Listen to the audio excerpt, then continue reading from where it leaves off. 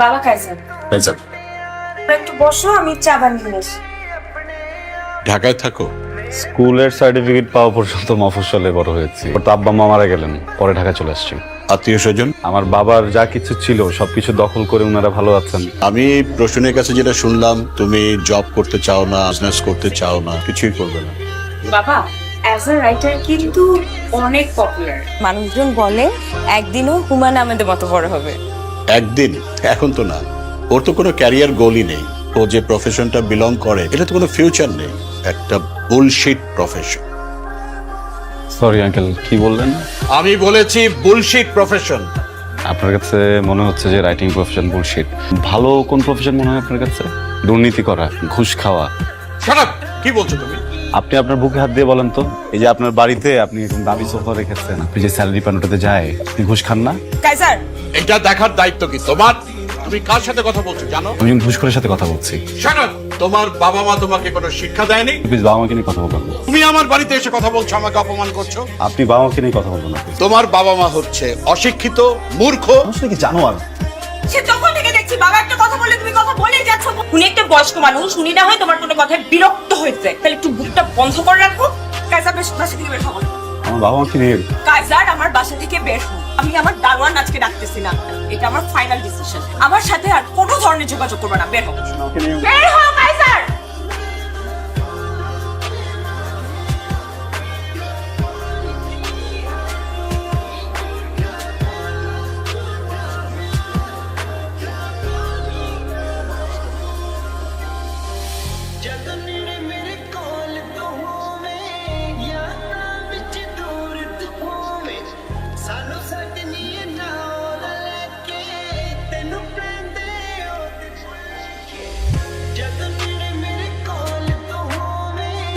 এই যে দেখো আমার দিকে। শোনো, আমি বেরোচ্ছি। কেন ব্রেকফাস্ট করবে না? অফিসে কি একটা ঝামেলা লাগছে, এক্ষুনি গিয়ে আমার ম্যানেজারের সাথে বসতে হবে। আমি নাস্তা অফিসে করে নেবো না। হ্যাঁ, বাবা চলে গেছে, বাবা আসবে আবার। তোমার আমি কতবার সাবধান করছি, কথা শোনো না। কোম্পানির পলিসির বাইরে গিয়ে দিনের পর দিন অনিয়ম করছো, ঘুষ খাইছো। মনে করছো কিচ্ছু হবে না, কেউ জানবে না। নতুন সিওর ব্যাপারে আমি তোমার বলিনি, এখন তদন্ত হবে। চাকরির আশা করো না, কিভাবে জেলে যেতে না হয় সেরকম কথা। আপনি না শুধু শুধু ভয় পেয়েছেন। সব লেটার ফেটার কিচ্ছু না স্যার। এই তদন্ত কমিটি বসাইছে তো সিইও স্যারের টাকা খাওয়ার ধান্দা। 2-3টা বান্ডেল দিয়ে দিলে সব কিছু ঠান্ডা হয়ে যাবে স্যার। ট্রাই করে দেখো যদি কিছু করতে পারো।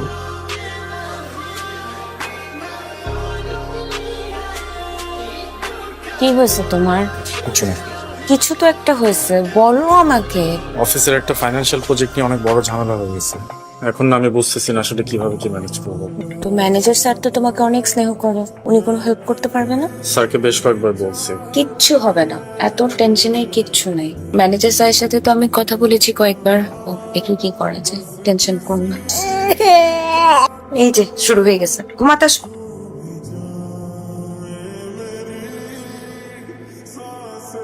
আমি আসলে আপনার সাথে একটা জরুরি বিষয়ে কথা বলতে এসেছিলাম। আমি বোধহয় বুঝতে পারছি আপনি আসলে কোন বিষয়টাকে মিন করছেন। আপনার আসলে অনেক আপসেট হয়ে পড়েছে। আপনি তো ওর গার্জিয়ান ছিলেন, ওকে ভালো কোনটা মন্দ কোনটা আগের সিইও থাকলে আমি খুব সহজেই ব্যাপারটাকে ম্যানেজ করতে পারতাম। এখন যিনি আছেন খুব স্ট্রিক্ট। আপনি একটা কাজ করেন না, আপনি তার সাথে দেখা করে সরাসরি কথা বলেন। প্রয়োজন হলে আপনাদের যে সন্তান আছে ওই ব্যাপারটা ওনাকে বুঝিয়ে বলেন। এছাড়া তো ভাবি এখন আর কিছু সম্ভব না করা। আসলে ফাইনান্সিয়াল প্রবলেম বলতে কি বলতেছো? তুমি কি ঘুষ খাও? এই যুগে ঘুষ কে না খায়? তোমার বাবাকে দেখো, তোমার বাবা কি এত বড় বাড়ি, লাক্সারি গাড়ি বেতনের টাকা দিয়ে পড়ছে? ঘুষের টাকা দিয়ে পড়ছে। তুমি প্লিজ সিও স্যারের সাথে একটু কথা বলো গিয়ে। তুমি একটু প্লিজ কথা বলো। খাও।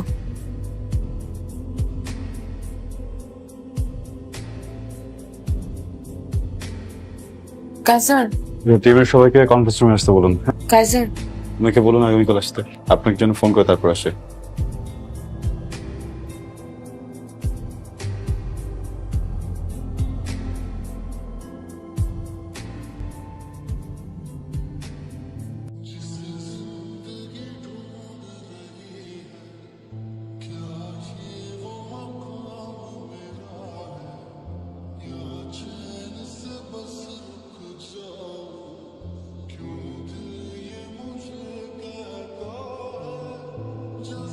আপু আপনি কালকে আসেন। হ্যাঁ,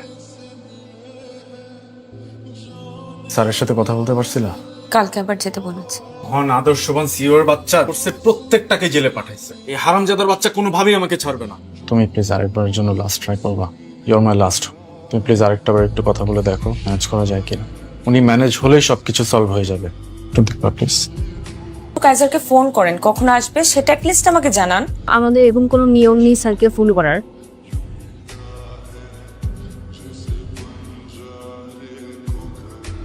আমার সাথে কথা বলার জন্য কি 5টা মিনিট সময় নেই তোমার হাতে? আপনি আপনি এখানে ম্যাডাম প্লিজ। বলুন। আমার হাজবেন্ডের নাম আবরার ফাহিম। ওর এগেনস্টে তদন্ত কমিশন গঠিত হয়েছে, কিন্তু ও কিছু করে নাই। জি, ইনভেস্টিগেশনের কি অবস্থা? বিশেষভাবে খেয়াল রাখবেন অপরাধী যেন সর্বোচ্চ শাস্তি হয়। আপনি আসতে পারেন। কাইজার, তুমি কি আমাকে চিনতে পেরেছো? জি না। কে আপনি? আমি প্রসূনের বাবা। সরি, কোন প্রশ্ন? আমি আসলে এসেছিলাম আবরার ফাহিমের ব্যাপারে কিছু বলার জন্য। ছেলেটার যদি এখন জেল জরিমানা হয়, আমার মেয়েটার দুধের বাচ্চাকে নিয়ে অসহায় অবস্থা করবে। সমাজের একটা শিশুর বাবা যদি জেলে থাকে, তার বেড়ে ওঠাটা স্বাভাবিক হয় না। লজ্জায়, অপমানে আমার মেয়েটা হয়তো মরেই যাবে। তো এখানে আমার কি করার আছে বলুন? দেখুন মিস্টার, আমি দুর্নীতিবাজ, ঘুষখোর এই ধরনের মানুষগুলোকে না এখন দেখতে পারি না। বিশেষ করে এদের হয়ে যারা সাফাই গাইতে আসে তাদেরকে তো আরো না। আপনাকে একটা অ্যাডভাইস দিই, আপনার জন্য খুব ভালো হবে আপনি যদি এক্ষুনি এখান থেকে বেরিয়ে যান, প্লিজ। হ্যাঁ, আমি জলদি চলে আসবো, তুমি চিন্তা করো না। বলেছিলাম বাবা তোমাকে আবার অপমান করবে। এটা অপমান না, এটা প্রতিশোধ। আমরা পুলিশ দিয়ে ধরিয়ে দিয়েছিলাম, সেই জন্য প্রতিশোধ নিল। কাইজার আমার প্রত্যাখ্যান মানতে পারে, চাকরি, সাফল্য, দুনিয়াদারি এসব কিছুই ওর মাথায় কখনো ছিল না। একদিন সব পাল্টে যায় কাইজার, পাল্টে গেল আমার জীবন।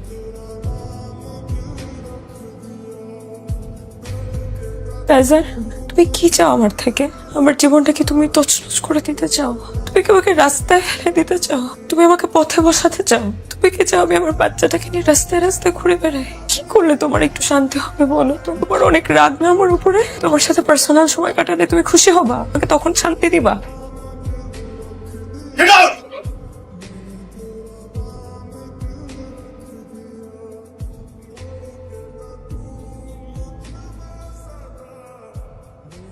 মিসেস ফাহিম, আমি খুবই দুঃখিত আপনাকে এমন একটা জায়গায় ডেকেছি। আসলে যে বিষয়ে আপনার সাথে কথা বলবো আপনার জন্য খুব সম্মানজনক না, তাই অফিসের সবার সামনে বলতে চাইনি। আপনি বেশ কয়েকবার অফিসে এসেছেন আমার সাথে কথা বলার জন্য, কিন্তু আমি আপনাকে সময় দেইনি।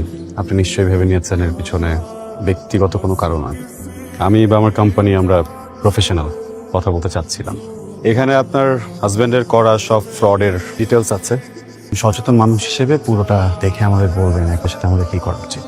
তোমার যেটা ভালো মনে হয় তুমি করো, আমার তোমাকে বলার কিছু নেই। মিসেস ফাহিম, আমরা অবিবেচক নই। আপনার পরিবারের বিষয়টা আমরা ভেবেছি, আপনার সন্তানের বিষয়েও ভেবেছি।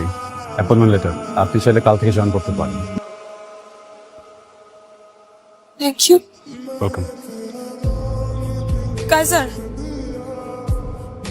আমাকে কি একবার নাম ধরে ডাকবেন?